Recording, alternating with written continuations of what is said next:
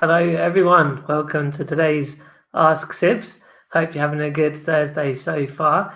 And I'm going to get stuck straight into today's.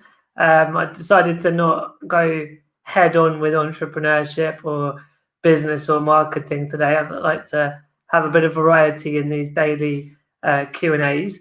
And obviously, it's important that I still get those opportunities to raise awareness about disability and educate around that topic as well. And not only from a health perspective, when I talk about health, that will become obvious when I'm going to be talking about a surgery that I had a while back, but also the social side of disability around, funding for care and wheelchairs, and how the sort of care and wheelchair world works. I definitely will touch upon that another day. And obviously the barriers to society is a big thing I've always been a big proponent of, is that actually I'm disabled by these societal barriers, and that's about the world, including disabled people in the design of buildings and transport and products and services. So disability has quite a far-reaching area of education, particularly for people that haven't come into contact with it. And I'm excited to give lots of information and value on that topic, just as much as I said before, the sort of business stuff. So when sort of talking about this titanium rods, so you can see, why have you got titanium rods on your spine? So in terms of, for those that don't know, I've got something called spinal muscular atrophy. It's kind of under the umbrella of muscular dystrophy, which you might have heard a bit more of. And I'm no proper genetic sort of scientist, and I've picked up stuff over the years as to what SMA is in a biological sense.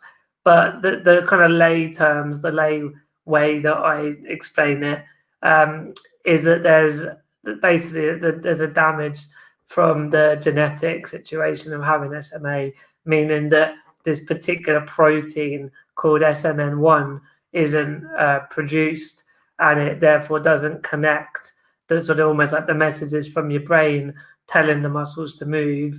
There isn't enough of this protein to actually stimulate and move all of the muscles. So one thing I often clarify is I'm not paralyzed. If you stand on my foot, I'll feel it, and I might not be able to kick you, but I'll probably run you over with my wheelchair because I'll be feeling the pain of that. So for me with SMA, there's no paralysis, got full feeling, but it's just that the muscles aren't stimulated and working as well as they should. And that's been since birth. So I ended up, got my first wheelchair when I was about 3 years old. So I've ever since then, all my waking hours, I'm in a wheelchair to get around. It's a power chair because my upper body is very weak as well. It's not just my legs. So I'm in a power chair, meaning I drive around with the joystick and with the motors. I had quite a few wheelchairs over my life. You tend to get a new one about every 5 years. And again, that's probably a bigger question of how and why that all works another day.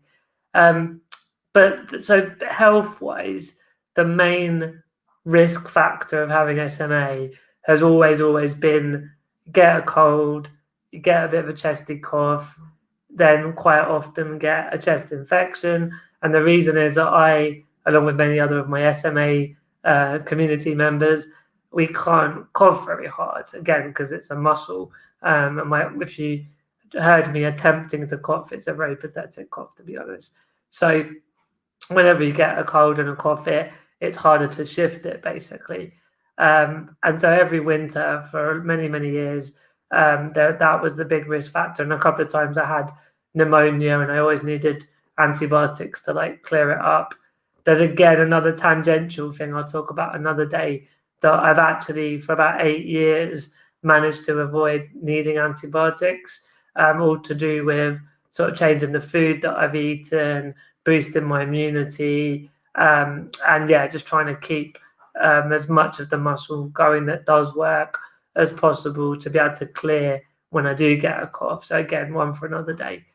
But one thing that happened when I was probably about 12, 13 years old which again is quite standard for a lot of people with SMA and similar conditions, is that I had a scoliosis of the spine, and it basically means a curvature of the spine.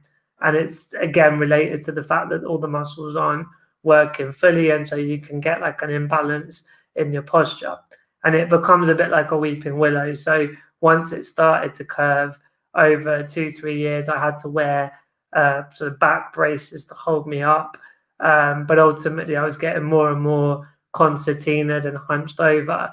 So that, doubled with the risk of the chest infections in general, became really, really dangerous. That my sort of breathing capacity was being squashed all day, every day. And then it would take, a nasty winter cold and it would be pretty life-threatening. So the solution that came up over the years was to do a spinal fusion. And as I mentioned in the description to this live stream, I do talk about this quite a lot in my keynotes, because really it's one of those hardest, most painful, most challenging things I've ever done in my life. It was just horrible.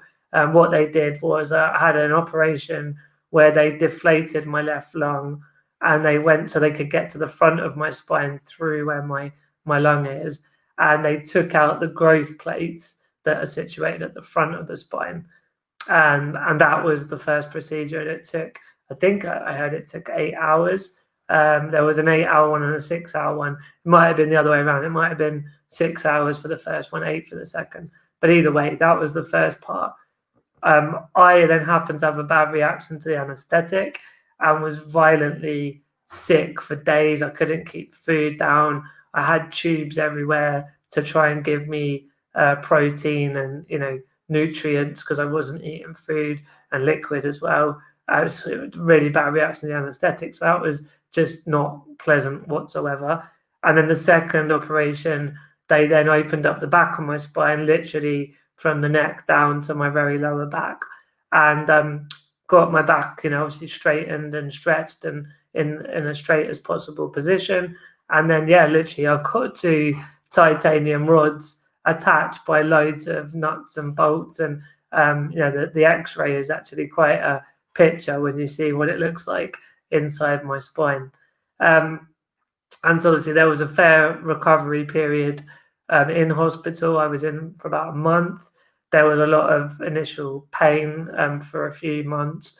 Gradually started to sit back up and get back to some sense of normality.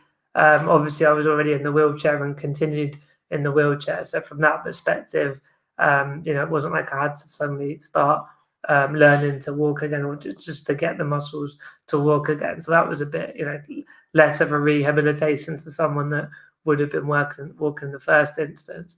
But then I went back to school to do my GCSE year. I lost loads of weight almost from the trauma, went down to like 4.5 stone.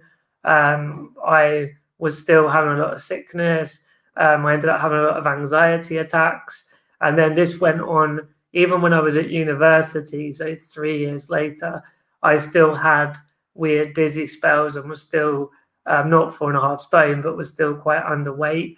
And so I would say that it took 4, maybe 5 years to really get back to proper weight and to, stop having these dizzy spells and some sort of like panic attacks sometimes. And in a way that all was really relating to this operation. But for me, and it's a bit of a general point for everyone watching, and tell me if you agree, but those moments that are hardest, they are really character forming, and they give us a lot of lessons. And so when I was in the hospital bed, I was really dreaming up all the things I was going to do, both back home, just when I got out of the hospital, what I would do at home, but also once I was fully better and back up to speed. And even into adulthood, I just had all these dreams about traveling the world and writing about it, making videos about it. And again, those of you that have followed me for a while know that I did go on to do that much later. And so, I think there's just some lessons I took out of it around, not giving up through tough times, being patient, because it really took so long just to get health back. It taught me about the importance of health, as much as we, get stressed about work and relationships and those types of things. When we've not got our health, like everything else, it's the foundation, right? Everything else falls down. So yeah, there's probably a fair more I could explain of the technical side of the operation or the recovery process, but I think you get the broad story of what it entailed and why I had to have it done.